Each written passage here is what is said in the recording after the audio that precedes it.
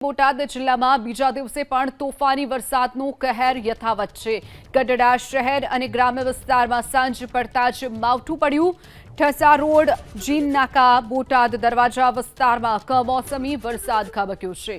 માંડવધાર, લખણકા, અડતાળા, ગરગડા સહિતના ગામોમાં પણ વરસાદ નોંધાયો છે। બોટાદ જિલ્લામાં પણ તોફાની વરસાદનું કહેર નોંધાયો છે। વધુ વિગતો સાથે આપણી સાથે મહિપાલ નોંધાઈ ગયા છે। સંવાદદાતા મહિપાલ, જે રીતે અલગ અલગ વિસ્તારોમાં વરસાદ નોંધાયો છે, બોટાદમાં કયા કયા વિસ્તારોમાં કેટલો વરસાદ? મહિપાલ, જિલ્લામાં ગઈકાલ બાદ આજે ફરી બીજા દિવસે પણ વહેલી સવારથી વાદળછાયું વાતાવરણ, બપોર બાદ વાતાવરણમાં પલટા સાથે આજે ગઢડા શહેર અને આસપાસના વિસ્તારની અંદર કમોસમી વરસાદ પડી રહ્યો છે।